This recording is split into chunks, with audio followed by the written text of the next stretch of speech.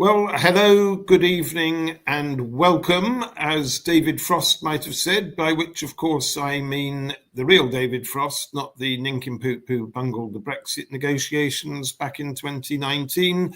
This is the European Movement webinar dissecting the EU-UK summit of yesterday.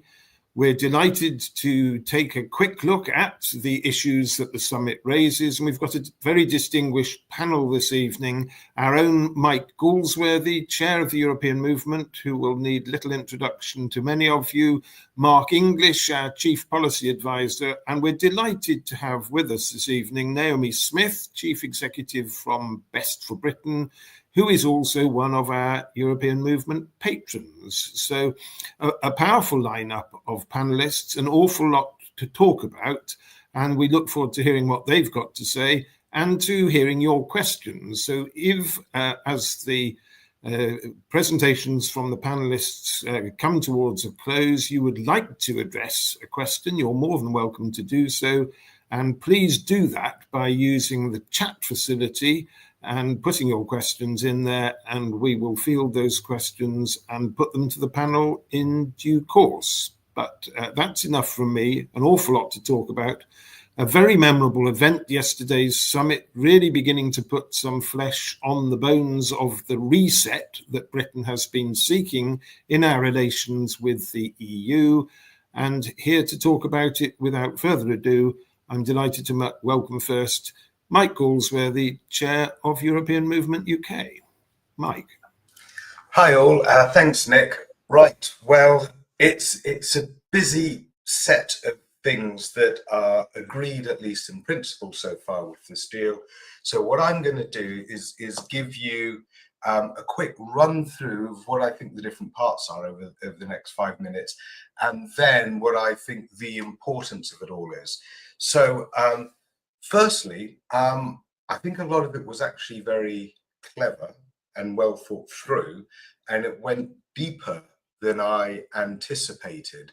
We were worried that it was going to be just some sort of fiddling here and there, but I think at the end of the day, Keir Starmer and team recognised that the Brexiteers and the tabloids were going to come for them, whatever they did, even if it was as much as eating a croissant. So you may as well be in for a penny, in for a pound. And I think you see that particularly with the SPS. So the areas that I'll cover quickly then are defence, fishing, youth mobility, including Erasmus+, the UK-EU SPS zone, emissions trading and energy, international crime databases, and e-gates, right? So it's quite a broad set. Now, with defence, this was badged as being the primary thing to target, even though I think at the end of the day, the SPS thing actually became bigger. But that was the showcase of kind of like, we're standing together with Ukraine. We're going to be filling in all the gaps. We're standing shoulder to shoulder, and it's the access to that big 150 billion euro procurement fund that we're most interested in. And that actually allows different countries to procure together from some of the big suppliers. And we want in on that, and looks like we're getting in on that. Now, fishing is the more controversial one because of that extension for 12 years of EU access to our coastal waters. But this is counterbalanced by us completely reopening access to the EU markets, which took a really big hit instantaneously on Brexit. And if you do a little analysis of what's actually worth more money to the fishermen on the whole, of having restricted access to EU markets and then having to share some of those waters with the EU boats for another 12 years versus having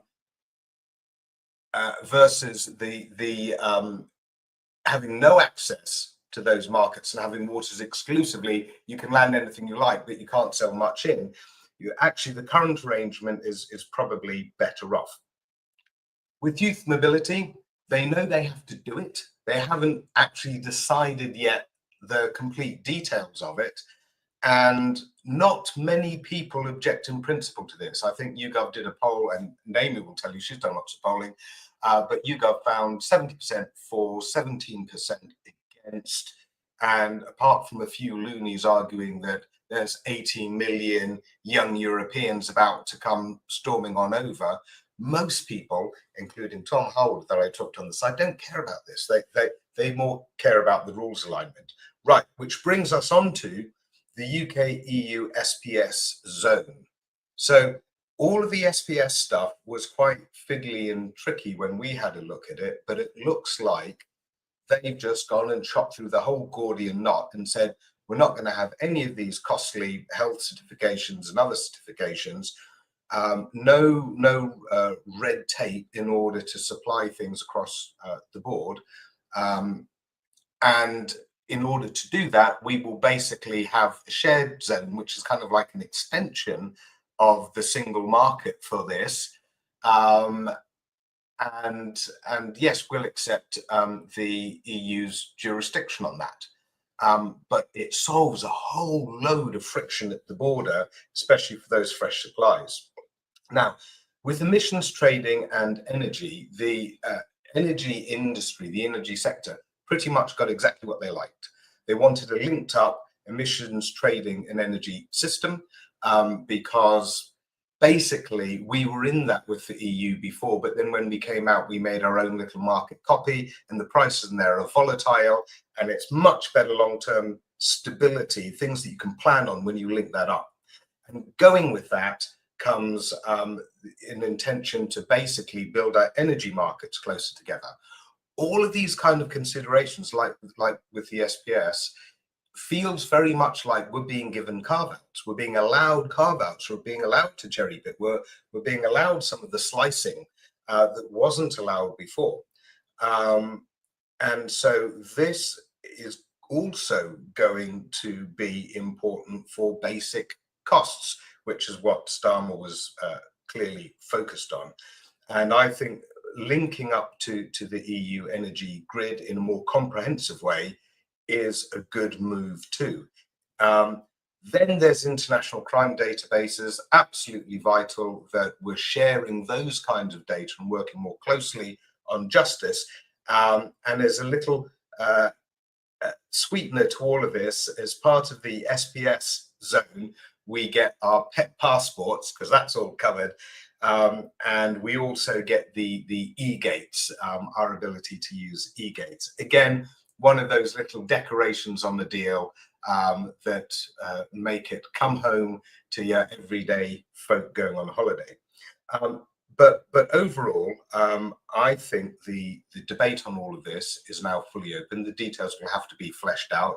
A lot of old Brexiteers are getting angry about all of this and are being revitalized, reanimated and brought back onto TV. The government is actually going to need a lot of defense of what all of this means in terms of increased trade for fishermen, in terms of good news stories from youth mobility and stuff like that.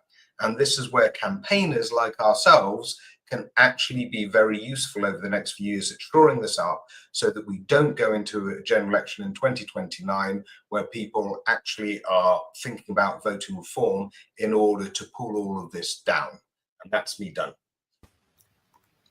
Well, Mike, thank you very much indeed for that. You sound quite confident that the detail of this is all going to work out well. You started off by talking about access to the defence fund. Do you think this is a done deal politically, if not de jure? I mean, do you think that there's any chance that Macron or anyone else can unpick this now? I think that the will has been solidified in terms of the collaboration under the radar. Unlike Boris Johnson, who would make a whole load of sound and fury at his interlocutors on the other side of the channel and then go over and not know what he's doing, I think there's a lot of hard work and a lot of goodwill under the radar, and what actually this government lacks is an inability to sell well their position up front. Like, for example, with fishing, they should have been saying for weeks, we are going to take down the barriers for our fishermen so that they can get back in those markets. You know, it's 70%, rather than wait until the tabloid press had spiked it the other way and then only say on the day, you know, by the way, this is actually good for you. So I think that means that we won't see much media flare between the government and the EU as a whole, because they're not going to engage in any wars of words. And I think that they've built enough space that they can come to reasonable conclusions. The big issues are going to be, I reckon, as to whether the government feels as though it can satisfy the public on things like youth mobility, where the EU will want more, but they're still spooked. Our government is still spooked about what the reaction to the public's going to be. So I think a lot of the work in landing this deal is actually in the sale of it now to the home population. And I note the YouGov poll just said 29% like it, 26% are against it, and then the rest don't know. I reckon, given all the hard work that the tabloid press did to tear it down, I think actually there's quite a bit that could be shored up here by just good, responsible conversations and press coverage. Yes, thank you very much for that. Now, you were talking about the next election and the politics of this. Obviously, the cry from the Brexiteers at the moment is that we are becoming rule takers, as if that weren't already the case. How do you see the politics of that issue, of the dynamic alignment, panning out between now and the election? Well, that's the tricky one, because for 3 hours yesterday, as you know, I was in the GB News studio with Nana and Tom Harwood, and so got to chat to them much between the breaks. It is the rule taker thing that bothers them the most, and kind of what if that goes wrong? What about if we want to break free and do our own thing, right? That's the anxiety of being shackled to someone else's laws.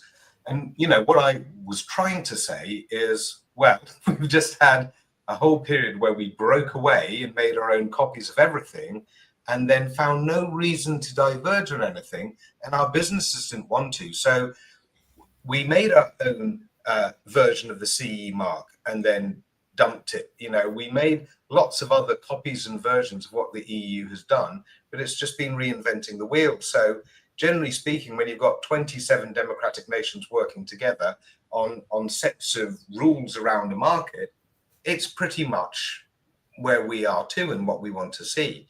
But still, no, they don't have that. The anxiety of being held too close is a big thing for them. So I think escape clauses from this, should anything go bad, is one thing that I think would allow a bit of steam to blow off if it can be pointed out that that's there.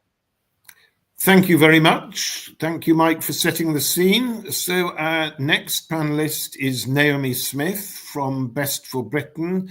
Best for Britain have done sterling work before, during, and since the election, looking in detail at the trading relationship between UK and Europe and making proposals for ways of improving it. And we're delighted to have Naomi with us this evening, and we look forward to hearing what she has to say. Naomi, over to you.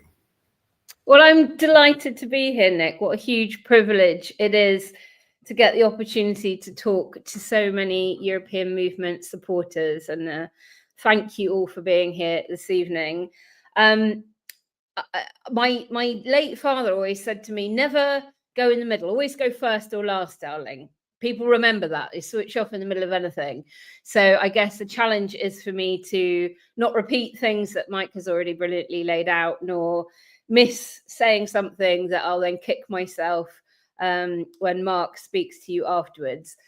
So what are we thinking about all of this at Best for Britain? Well, we did a lot of work, as Nick alluded to, prior to the summit, trying to put numbers on the growth that could come from improving the deal within government red lines. We all know that UK economic growth would be hugely boosted if we were to rejoin the EU, but this government has its mandate at the last election to not rejoin customs union, single market, no return to freedom of movement.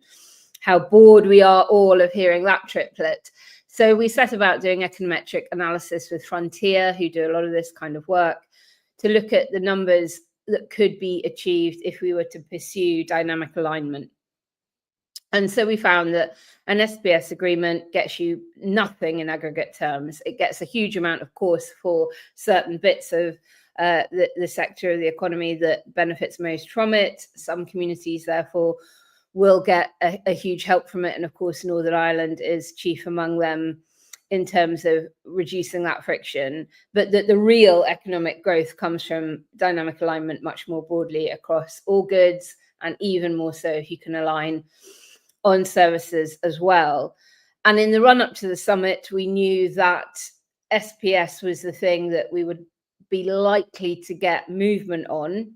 And I think because we have had that movement, what has been established now is what Mike alluded to around the appetite for alignment in general, the use of the word alignment through the documents that have been published, through the speeches made by the political leaders yesterday is very good to see. But I think there is more flexibility that we've been offered, that naysayers and groups that will tell you, oh, you either got to be in or out of the club, or you've got to be in after, or else you get nothing. It would just be treated as a third party. We always knew that was nonsense. The TCA itself is a form of a different kind of arrangement. And I think we've got yet even more flexibility being showed from the EU side than previously. What do I mean by that? Well, of course, we've got dynamic alignment now being peppered through SPS, but also the emissions trading scheme and the cross-border adjustment mechanism. But also there's talk of independent oversight bodies. That's very, very new. We've now got decision shaping rights. So that's usually only given to EFTA members. And it's kind of like an indirect, not direct ECJ oversight of the rules that are going to govern some of this. So I think we're really pleased to see that that flexibility is possible. We're really pleased that there is a commitment now to annual summits. So this isn't a kind of one and done process. There is clearly a commitment for this to be ongoing and to hold the feet to the fire of those that spoke yesterday on there being more to do. And von der Leyen herself saying, you know, you can judge us in a few years' time as to whether or not this has worked. And then I suppose there's the less good. So as much as Mike is right to be very, very enthusiastic about how far we've come and how positive it's all looking, we were expecting defence to be a more fully fleshed out thing than it ended up being. I think it was bullet point number 3 in the end, whereas they moved the frigate into the Thames in anticipation of yesterday. That was meant to be the big moment, really embedding the defence stuff. And I think the slightly muted response we've had from UK defence companies is testament to that. They were hoping for a total agreement that we would get access to that £150 billion fund in writing on the day, rather than something that's still yet to be negotiated. Lots of rumours and gossip about that being France putting a kind of 11th hour, stick into the spokes of the wheel of the summit, and then obviously, making demands on fish, which they tried to do through the defence stuff earlier on. They then pegged it to SPS, and they've got a pretty good extension of the 12 years out of that. So all in all, what we've got is very much a political declaration. The legal contract of it all is yet to be decided. So we know that the EU Commission need to go back and get that fresh mandate for a lot of this stuff. That means there's time to push still on both sides to get that growth from deeper alignment going further in other areas. We've got the TCA review formally next year as another moment to apply pressure on and ahead of. And the devil is always in the detail, and we don't yet have detail because it was a political declaration without much detail, because it's all yet to be negotiated and completely agreed on. So almost everybody has said a brilliant first step, more to do. That is certainly true from our perspective. And I guess the risk is that with the time that it will take for the Commission to go and get its mandate, because maybe things were a little bit more tricky at the 11th hour than the Commission side and the UK government side were anticipating, because of some last minute requests from the French around defence, from Spain on Gibraltar, which Spain didn't get, but maybe they saw France saying, oh, we want something more, and the Spanish went, oh, well, in that case, so do we.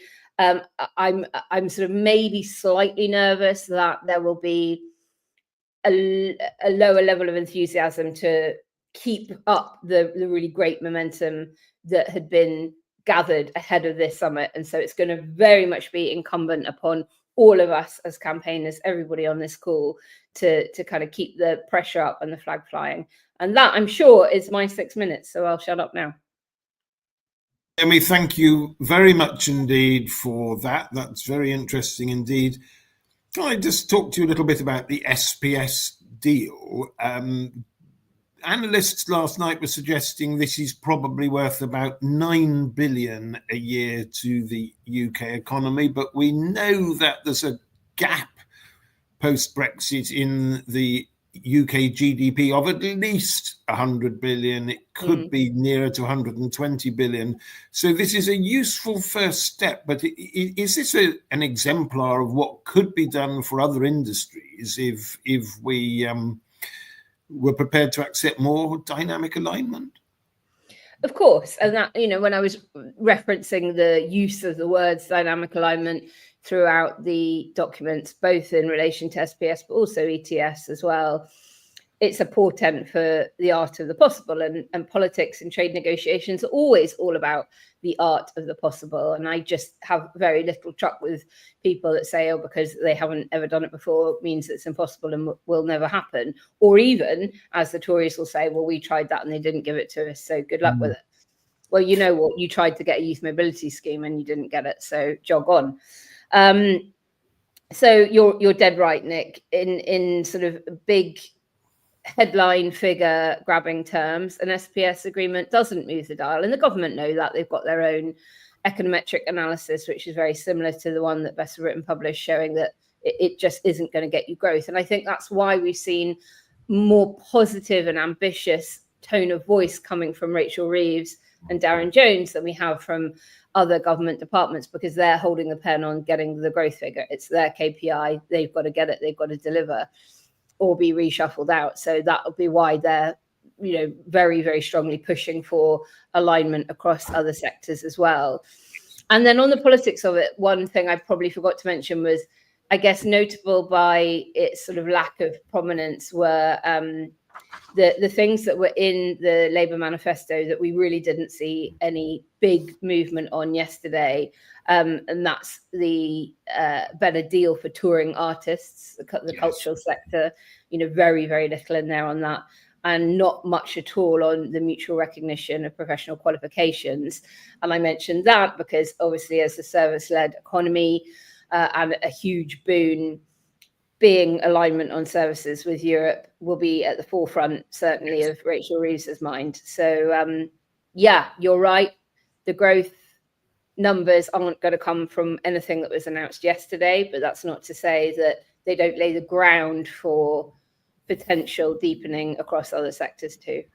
Sticking with your point about manifesto, I mean, by the time of the next election, which is possibly still 4 years away, where do you think the red lines will be? Will they repeat them, or do you think they'll have gone a bit sotto voce on them and be trying to conduct the debate in the context of that moment? It is so incredibly hard to predict. We used to say that a week was a long time in politics. Now a day is. I mean, I just looked at the front pages of all of the main news outlets. The EU deal is off all of them. It's been replaced by all the other stories about what have we got on there? Gary Lineker, Israel, obviously, and suspending trade talks with them, issues about the royals. The news cycle moves on so quickly that it is incredibly difficult to predict what the big campaigning things will be. I think that come the next election, the government will be judged on whether or not people feel any better off in their pockets than they did when they voted them in. And if prices haven't begun to come down and growth trickle down into the form of rising wages and a break on the absolutely galloping wealth inequality, then it kind of doesn't matter what they campaign on, because it'll all be for naught. That is the thing that they have staked their reputation on, and it's the thing they've got to deliver. Thank you, Naomi. I'm going to turn now to our third panelist, who is Mark English, Chief Policy Advisor to the European Movement. Mark is always extraordinarily good at bringing everybody back down to earth and just reminding us about the art of the possible. But he is in a better mood than usual at the moment, having been at Wembley on Saturday to see his team, Crystal Palace, win the FA Cup. So we're hoping he's in a bountiful mood this evening and will be extolling the virtues of this new deal. Mark, over to you. Thanks, Nick. Well, I mean, certainly Palace got an easier win than I think this deal actually represents, and even then it was tough. So Mike and Naomi have set out, I think, quite superbly why the developments at the summit were so welcome, and also some of the limits. And of course, they're absolutely right. What I'm going to do is to flesh out a bit what Naomi has said about the next steps, and also why it's crucial that we as EMUK keep the pressure on to make sure those steps actually get taken. But first, if you'll allow me a big picture comment, I think yesterday showed that the UK is now a trusted partner for the European Union. And I think that people in the UK, in the EU and beyond, and that includes Messrs. Putin and Trump, can see that. I think potential investors in the UK can see it too.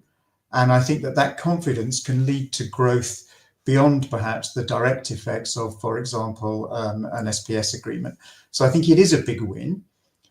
But I think we do need to remember that the summit, as has been mentioned, concluded final deals only on fisheries and on the operational, but not the industrial side of defence. And it's great news that the UK will be back at the European table across the whole range of operational defence and security policy, I think, and back in the field when the UK and EU partners both want that. So I'll come to defence procurement in a moment, but the operational side is mainly intergovernmental within the EU, and in practice it's based on coalitions of the willing. So in this area of operational defence policy alone, and it is this area alone, the UK can have enormous influence even from outside the European Union based on yesterday's agreement. So I think that is a very positive development. In every other policy area, as both Mike and Naomi have mentioned, there were warm and welcome words, but there was no final deal. So what happens now? I'm hoping not to be too boring and technical, but on issues like defence procurement, on cutting red tape in the food trade, or SPS, and on the UK aligning with the EU's carbon border tax, the Commission was very clear after the summit, and I'm going to quote the Commission press material here. It said, "This will require the Commission to propose a mandate and to seek the authorisation of the Council," in other words, all the member states, to launch negotiations. Let's just pick that apart. In other words, the 27 member states will need to all agree on what they will empower the Commission to agree with the UK, and only then will the Commission and the UK start negotiating.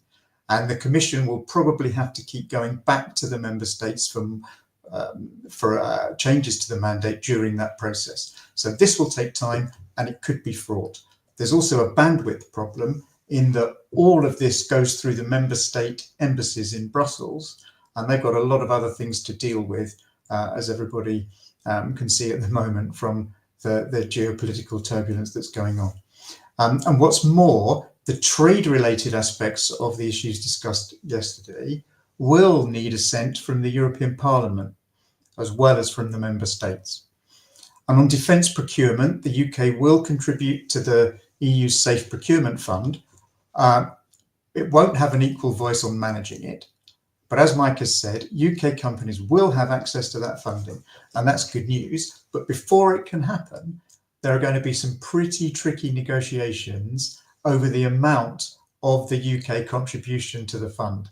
And those, of course, are going to take place amidst all of the noise and shouting from the right-wing press that we're already seeing yesterday and today. On food trade, on SPS, again, a mandate will be needed from the member states and detailed negotiations will follow. And again, and this has been missed, I think, in a lot of the reporting, perhaps luckily, there will be a small but politically difficult financial contribution from the UK to the necessary EU data systems, to the cost of those. And there are various other obstacles to a comprehensive SPS deal, although none of them are at all insurmountable. But I'm afraid, I'm going to pour a bit of cold water. I do doubt it will be quick, and I am sceptical that such a deal will actually remove all border checks, even once the deal is done. I think it will remove many of them, but not all of them. On energy, I'll be very positive here. There are potential big wins well beyond the extension of existing agreements. The return of the UK to the single market for electricity can secure supply, it can help keep bills down for UK consumers. But the wording of the summit agreement makes abundantly clear on this too that there's a very long way to go. I'm going to quote it again because the language is intricate and deliberate. It says, explore the possibility of an agreement leading to the participation of the United Kingdom in the EU's internal electricity market. And meanwhile, the UK aligning with the EU emissions trading system and the carbon border tax that the EU will be imposing on products from dirty industries abroad.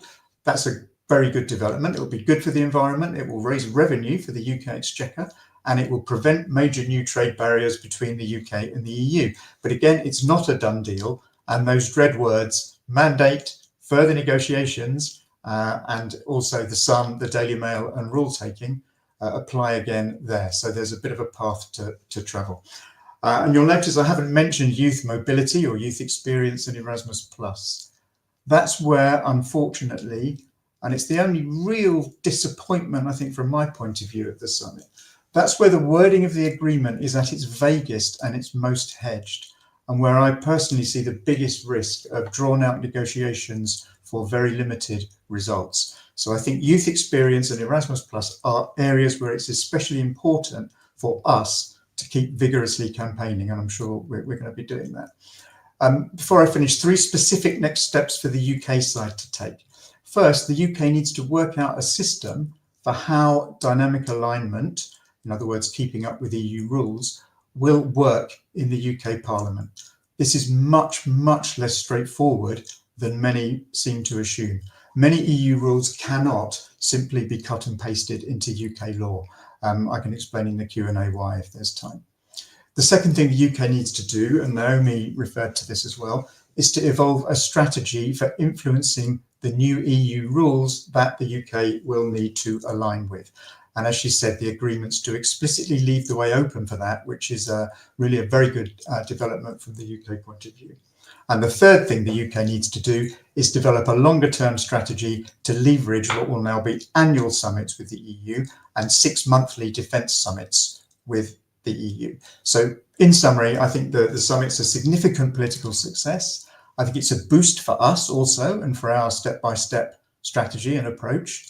But I think much more work lies ahead on both the UK and the EU sides before what was agreed in principle can be delivered in practice.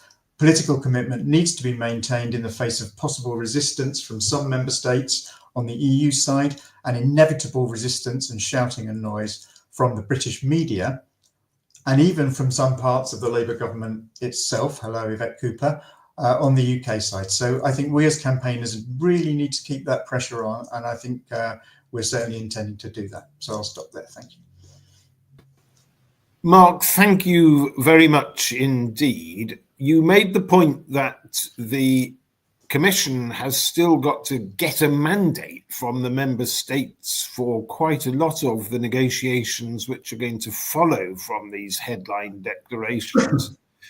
You'll remember meeting David Hennig back in January and him expressing the concern that not enough work was being done rolling the turf in European capitals, in preparing political, public and media opinion in the member states for some of these changes.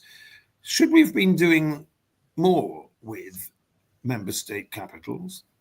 Yes, I think as usual, I fully agree with David Hennig on that. I mean, I think there are kind of two extreme views. There's one idea that the UK can sort of divide the European Union by dealing only with the member states and avoiding Brussels, which is absolutely ridiculous. And there's another view that, you know, we can only deal with Brussels because if we do otherwise and we start talking to Berlin and Paris, then Brussels is going to be furious. And that's not true either. I mean, neither of those positions are realistic. And I think the UK does need both dealing with European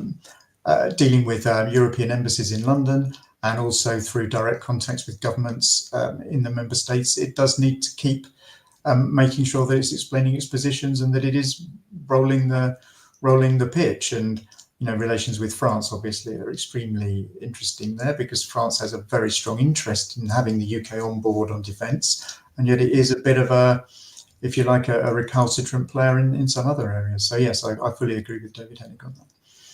Yes, 'twas over thus.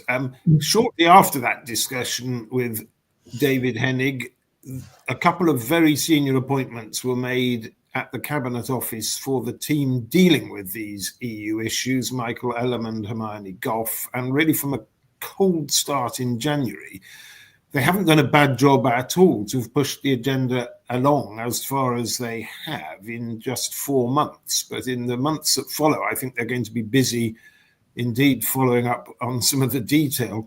What do you think are the lessons, given that you and Naomi have both pointed out this is now going to be an annual summit? What lessons should we learn if we want to make more progress next year and subsequently? Well, I was listening to the UK and a Changing Europe seminar earlier, and there seemed to be a consensus there, including from the journalist Kitty Donaldson, who was speaking, that one thing the UK government needs to be doing is actually managing the UK media a lot better and actually making sure that voices are out there extolling the benefits of a closer deal with the EU rather than all the hedging that they were doing and all the red lines they were talking about. So I think that's one thing. You know, don't go into the summit, even if you're keeping the red lines, which I assume they will be for at least the next couple of years. You know, don't go into the summit talking about that. Go into the summit about what can be achieved and build up some pressure and some momentum in the more sensible media and try and outflank the shouting from the Sun and the Daily Mail. I think that's one thing. And I think that said, I mean, I think the UK was pretty well prepared for this summit overall in terms of the diplomatic work. I just think the communications work was a bit lacking, and that's also to do with dealing, I think, with EU member states. I think a lot more can be done to manage the foreign press correspondence in London too. It was really a ridiculous own goal that at one stage the major correspondents from most of the EU member states were at one stage at least banned from accreditation for the summit. That kind of thing really shouldn't be happening. Mark, thank you very much. So 3 very interesting perspectives, some good news for sure, some lessons to be learned, some detail yet to be thrashed out. But let's now hear from the 300 or so we have online, who I know are eager to ask us some questions. And the first comes from Venetia Kane. What will EMUK be pushing for in the next reset round? And I suppose by extension, we'd like to know what Best for Britain will be pushing for too. But Mike, are you happy to field this one first? Yes. We're already talking about the next one, are we? I think there's a lot of developments that need to happen before we've got any idea of where we are before the next one, because as you've just heard, there's lots and lots of vague language still kicking around, and some issues such as youth mobility, which we might be worried would get drawn out between essentially the government being tugged between the EU and German and French interests in particular, and on our own sort of tabloid press and reheated Brexiteer dinosaurs. So it might be the case that things are tied up by a next reset, and we could go for the qualifications recognition. We could go for more mobility for other sectors where you need that, whether it be musicians and other artists, or lawyers and scientists, or it might be the case that we're still working at improving some of the areas from this reset that haven't actually properly been completed on. So if we get everything done by this time next year that is put out by the government in terms of what their ambitions are, then that would be glorious, and we would certainly have plenty of other cherries that we can have a chomp at. European Environment Agency, other health monitoring agencies, where we want to share those same security frameworks. The Rare Diseases Network, there's plenty of structures out there that you turn over a few stones and you can gather up, a good dozen or two of them. But I don't think by next reset the government will feel ready to make a movement on the customs union. However, I think we should be applying pressure in that direction, because that's going to take pressure over time. But anyway, that's just me prattling about my loose thoughts. Thank you, Mike. Naomi, what do you think about the priority for next time? Oh, it is a very good question, and I know why it's being asked, but without wanting to be too much of a politician and not answering the question, it will all depend on what happens over the coming months in terms of the Commission getting their mandate, and it will then also depend, and that mandate itself depends on domestic politics happening across 27 member states, very notably, of course, the French 2027 elections that will be a year out from the next time the summit is held. And of course, next year, the UK has very big elections. We've got the Senedd, we've got Holyrood, we've got all ups in London, we've got local elections happening across the country. So that will have an impact on where the political space is for leaders on both sides and within the EU itself to go for things. So for the short term, the priority has got to be reminding political leaders on both sides that people want this, business want it, business lobby groups want it.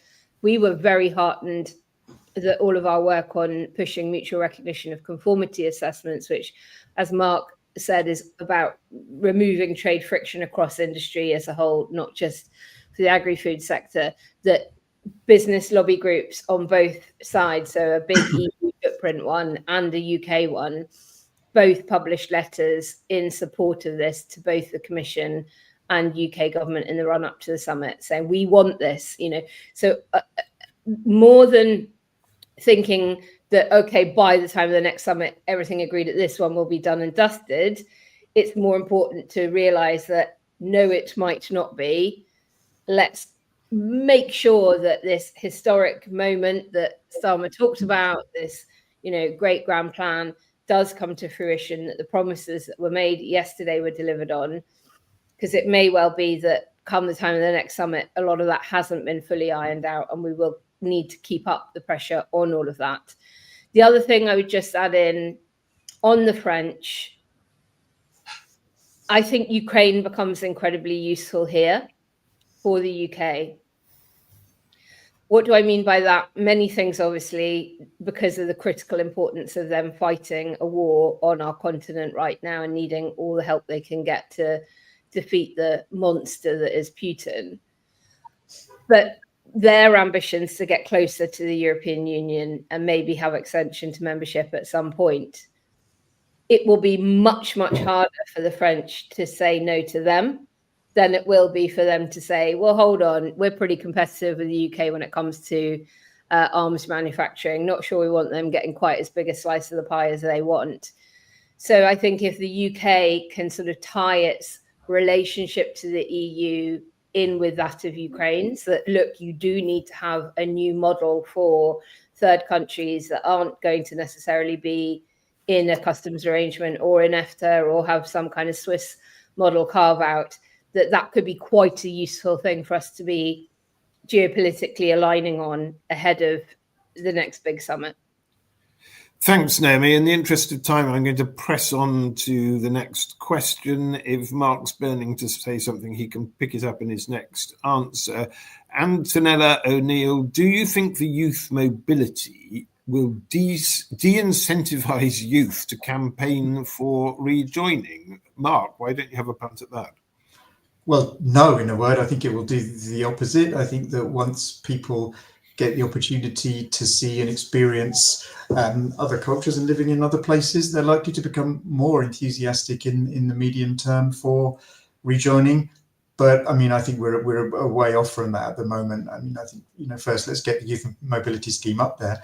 I did just want to say one thing in terms of the next reset. It will be very interesting to see whether, now that we've seen the EU move on its kind of pink line about cherry picking of the single market, and we've seen it offer selective access to the single market, now that we've seen the UK move on its pink line about dynamic alignment, will that, having already covered SPS in this summit, will that move on to manufactured goods at the next summit? I think that's a really interesting point to watch over the next year.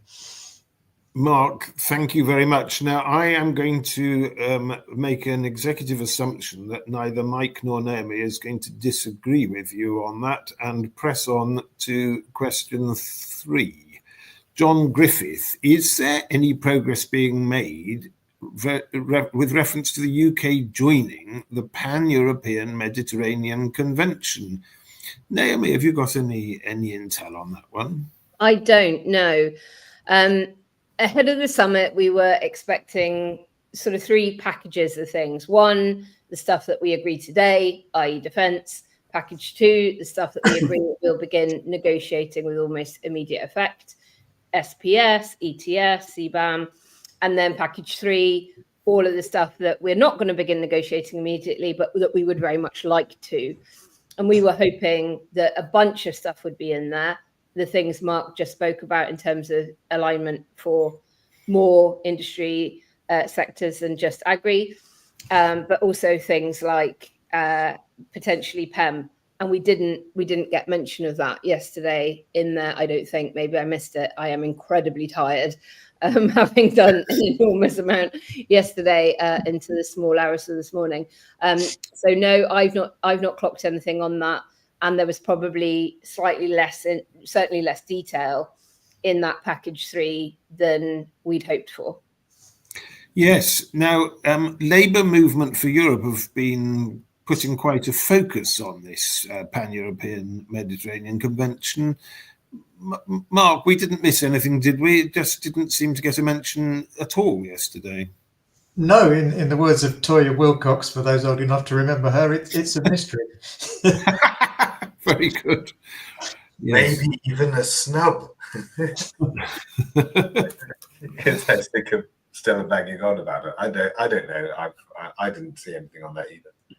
No, but it really is not that desperately difficult or complicated an issue. So we would hope to see that come back onto the agenda at some point. Let's move on to the next question, which comes, I think, from Bev Haig Jones. Now that the UK is beginning to move in the right direction, but knowing that rejoin is still not on the table, what should be the main focus for campaigning in and among the regional groups? groups. So, Mike, would you like to have a go at that one? That's actually a really good question. I think you can still campaign on Rejoin and the promise of Rejoin, because that's still popular when you poll it. But you have to say that we're moving to Rejoin. You can see the country at least moving into a position where it's a lot more possible because of dynamic alignment. We're hovering alongside of the single market with a few little cards into it. And also you can see some, mobility is loosening up, and hopefully we get that for artists, and we expand that further. So I think you still can focus on Rejoin, but now with the evidence that it's more realistic. And I think that the natural target would be at the end of this parliament, then when you go into elections, we need to be in a place where you would hope political parties would be, if not offering it outright, then thinking about something like offering a referendum on whether the government has the right to start such negotiations over a period of time. A soft referendum, a nice one, kind of like the one that Iceland's about to do. Have a referendum on, are we allowed to spend some of our resources on picking up our EU accession and just chatting to them? I think is the right way to go about it. It's more permissive. It's more gently. Naomi's putting her hand up. Go on, Naomi. Allow her to speak. Far be it from me to tell groups what to do, seeing as we don't run any groups. But going back to the youth mobility point, or youth experience point, I think yes to yes, youth experience scheme, we say yes to yes, is probably a good thing to do. Why do I say this? A, because of everything Mark talked about in terms of there wasn't quite as much there as we'd hoped for, and we really need to make sure that gets over the line. Two, because we've got a situation where in the polling, while there is clearly strong support for it, people don't care. They don't really care about it. They care about getting bills down. They care about public services. They care about housing. That is what motivates people. So when you tell them about it, yeah, that sounds good. I wouldn't object to it. But when you ask them to prioritize it, it's not a priority. Exactly the same in reverse for fish. When you ask them about it and say, does it bother you that we might be giving away more fishing territory to the Europeans? Oh, I hate that. Like even Liberal Democrats and the crossbreak, they hate that. Do they care about it? Not really. So I think getting local groups to get young people and older people to care about youth experience schemes, and in a way that is not achingly middle class. That is going to be the thing that you guys come up against really strongly. And when we looked at the response on social media yesterday to almost all government comms about the deal, because they went so heavily on e-gates, passports, pet passports, making it easier to travel, the tone deafness of that was off the charts. And Starmer doubled down on it today on Twitter. Every comment, I can't afford to go on holiday. What do you mean going abroad? What do you mean my children getting the opportunity to go and be an au pair? That's what rich people do. We're not rich. Screw you. Make me richer. That is all I care about. So I think doing some really clever local campaigning, using people that haven't had a privileged upbringing, but who maybe did get that experience when they were younger, that maybe transformed their lives, helped them learn a language, fall in love, whatever, would be a really, really great place for you guys to put some elbow grease into over the next year. Thank you for that, Naomi. Go on, Mike. I was just going to say one thing. People also, even though they might not care about geopolitics per se, they do know that they don't like Trump and Putin. Yes. And so you can keep talking about kind of like, where should we be in the world? Should we be kissing up to Trump or rolling over to Putin? No, it's like our Commonwealth allies like Canada are lining up with Europe. We need to be in there. So play back to national identity and national pride about who's lining up against these big bullies? Our Commonwealth and our continent, and we should be right in the middle of that. Yes. I think we've not played the national pride and identity thing hard enough in terms of our role in the world. Yeah, that's certainly borne out by our polling, quite definitely. Now, Mark, I'm going to turn to you. You're very welcome to chip in on what you think we should be campaigning on, but I'd also like you to address this question from Amanda Jacobs. I completely understand that negotiation over fishing involves give and take, but as a member of various environmental groups who've campaigned for the plight of UK fishermen, partly related to overfishing of the North Sea, reduced catches and decreased incomes to the point that fishing is no longer a viable vocation for many, I wonder whether a 12-year deal might be the end of the industry. So would you like to just suggest what you think we should campaign on, but also just give us a view on the environmental side of the fishing question? I won't add anything on campaigning. I agree with Mike and Naomi, especially on the avoiding the elitism sort of point. On fishing, I mean, clearly overfishing is an issue everywhere in the world, including in Europe, including in the North Sea. But it is important to understand that the deal between the UK and the EU is about the percentage of the catch. The level of the catch for each species is fixed according to scientific evidence at various points during the deal. So the idea is that the EU will get a certain percentage of the catch, but if the catch has to be reduced because stocks of something are low, then that happens within that framework. That said, I mean, I think it would be rash to claim that in every case these kind of agreements, whether they're within the EU or between the EU and the UK, have done enough to protect fish stocks. The state of fish stocks kind of shows that they haven't. But this won't make it worse. It might not make it better, but it won't make it worse. It won't make it worse. Good point. A question now from Krzysztof Jankowski. Horizon and now almost Erasmus, so great for science, research, higher education and student mobility. However, the UK government decided not to include Creative Europe or Artists Mobility. Why? I don't think they did. They decided not to. So we did a big event at Best Written with the creative industries a couple of weeks ago, and it was everyone: theatre, film, TV, music, the lot. And the key thing for us in terms of pulling that together was a lot of those groups were hearing really positive stuff from UK government about the cultural sectors and the creative arts in the UK and the ability to tour in Europe and have European acts come here. And we were pointing out to them that it's probably not the UK government that is your stumbling block. Yes.